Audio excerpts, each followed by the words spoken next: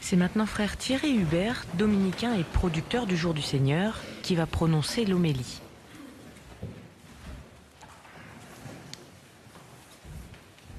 Sœurs et frères, à un peu plus de 10 kilomètres à vol d'oiseau de cette église, entourée d'une mer capricieuse et de sable mouvant, il est un mont au milieu de la baie.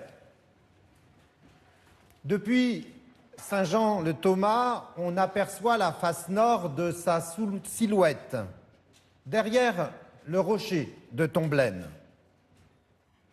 Au rythme des marées, le mont Saint-Michel transfigure l'espace.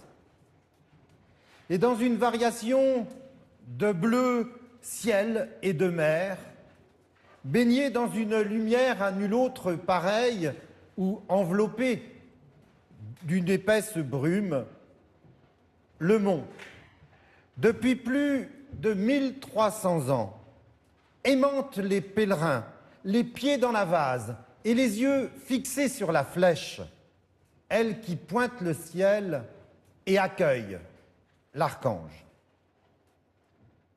Sur ce petit bout de terre et de mer, de polders et de cours d'eau, tout converge vers l'émerveillement, à l'écart, sur une haute montagne. Il est ainsi des lieux qui transfigurent l'espace. Il est aussi des corps qui transfigurent la vie. Au milieu de nos jours qui passent, agités jusqu'au déboussolement par des vagues imprévisibles, de peur, de conflits, de lassitude, à quoi tient ce reflet de lumière qui surgit? Vous savez, cette expérience qui nous enveloppe d'une douce présence, de joie et de contemplation, comme un jour de renaissance. Combien de fois, chers amis, avons-nous été réchauffés, réveillés, relevés par ces mille et un gestes du quotidien, d'un sourire à une main tendue, d'une parole confiante à une tendre caresse. Nous qui sommes si souvent lourds et embourbés, nous pouvons passer à côté de ces moments de grâce. Alors, notre conversion durant ce carême ne serait-elle pas de nous mettre à l'écart sur une haute montagne? Ne pourrions-nous pas apprendre, là-haut sur cette haute montagne, à nous acclimater à la lumière et au silence? N'avons-nous pas besoin de nous resituer dans cet éblouissement? Nous serions peut-être alors capables de mieux recevoir ces reflets du ciel que nos frères et sœurs nous envoient par leur présence. Car, sœurs et frères, notre foi nous le dit, ces corps qui transfigurent notre vie quotidienne sont les signes d'une réalité plus profonde et invisible que notre évangile de ce jour met en lumière. Car c'est lui, Jésus, notre frère, notre ami, que trois apôtres voient devant eux transfiguré, à l'écart, sur une haute montagne. Ses vêtements devinrent resplendissants, d'une blancheur telle que personne sur terre ne peut en obtenir une pareille. Dans cette scène, Jésus vient récapituler ce jour-là, en son corps, toute l'histoire humaine et le cosmos. Tout avant lui convergeait vers lui. La présence de Moïse et d'Élie symbolise la loi et les prophètes.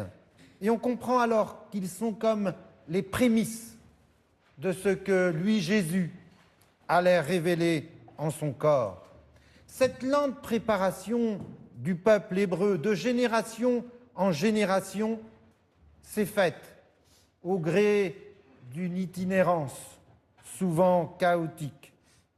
Mais c'était pour accueillir cette vérité de la transfiguration. La chair de l'homme, notre chair, ce terreux que nous sommes, à la nuque raide, perdu dans les méandres de son imperfection, est appelé à accueillir la lumière du ciel. Dit autrement encore, avant Pâques, l'épisode de la transfiguration nous dit déjà que par anticipation, notre vie est faite pour la lumière et non pour les ténèbres. Et depuis 1300 ans, le Mont Saint-Michel pose une question que porte son prénom, Michael, en hébreu, et qui signifie « Qui est comme Dieu ?» De l'intérieur de la nuée lumineuse, la transfiguration nous donne en miroir inversé une réponse inouïe. Celui-ci est mon fils bien-aimé, écoutons-le. Qui est comme Dieu? Eh bien, pour être comme Dieu, contemplons et écoutons son Fils. Lui, Jésus, l'icône, la vraie image du Père. Lui, le Verbe, la vraie parole du Père. Et le jour de notre baptême, nous avons été transfigurés à notre tour, puisque nous sommes devenus tous des fils et des filles bien-aimés du Père. Ce qui nous est demandé aujourd'hui, c'est d'apporter à Jésus notre foi, notre confiance, et de nous laisser embarquer dans sa vie lumineuse.